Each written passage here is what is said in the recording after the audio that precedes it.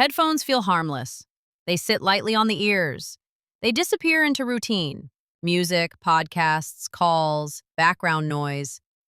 Now imagine this. You put on a pair of headphones. They are playing audio continuously, and you do not remove them for 24 straight hours. At first, nothing feels wrong. Your brain adapts quickly to sound. Within minutes, the audio fades into the background. Music becomes atmosphere.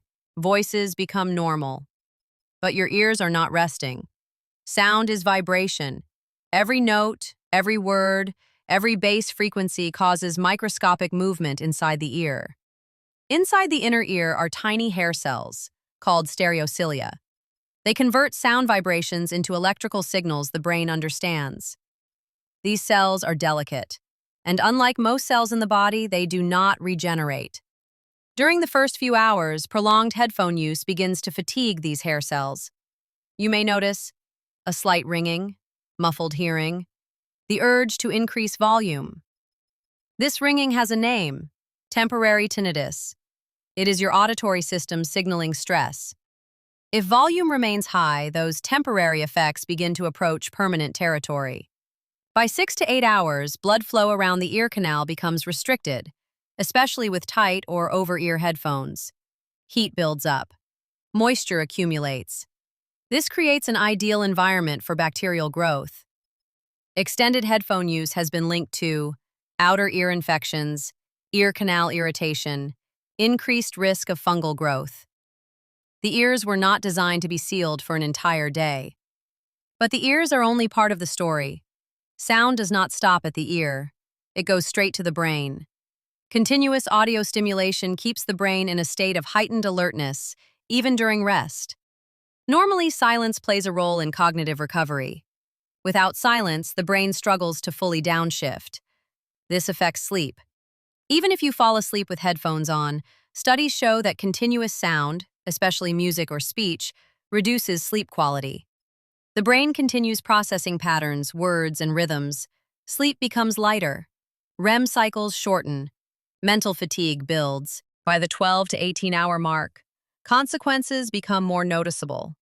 You may experience headaches, reduced concentration, irritability, heightened stress response. This is not psychological weakness. It is neurological overload. The brain evolved with natural sound variation: quiet, loud, silence, unpredictability. Headphones flatten that environment into a constant stream.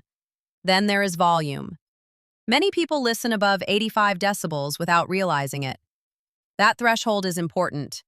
According to hearing research, exposure to sound above 85 decibels for extended periods increases the risk of noise-induced hearing loss. At 100 decibels, safe listening time drops to under 15 minutes. With headphones, sound is delivered directly into the ear canal. No distance, no dispersion. After 24 hours, the risk compounds. If volume is high enough, permanent damage can occur: loss of high-frequency hearing, chronic tinnitus, difficulty understanding speech in noisy environments. And the damage is subtle. You don't go deaf. You slowly lose clarity. Now consider the moment you finally remove the headphones. Silence feels strange, almost loud. This is auditory contrast shock. The brain has adapted to constant stimulation and now must recalibrate. For some people, ringing persists. For others, sound sensitivity increases. In extreme cases, prolonged misuse contributes to hyperacusis, a condition where normal sounds become uncomfortable or painful. The danger is not headphones themselves.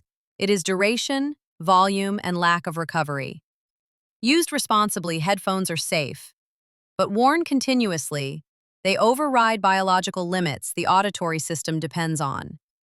Silence is not empty. It is maintenance. It allows hair cells to recover. It allows the brain to reset. It allows perception to remain sharp. The human auditory system evolved over hundreds of thousands of years, tuned for balance, not saturation. 24 hours without removing headphones would not destroy your hearing instantly, but it would push a sensitive system toward thresholds it was never designed to cross.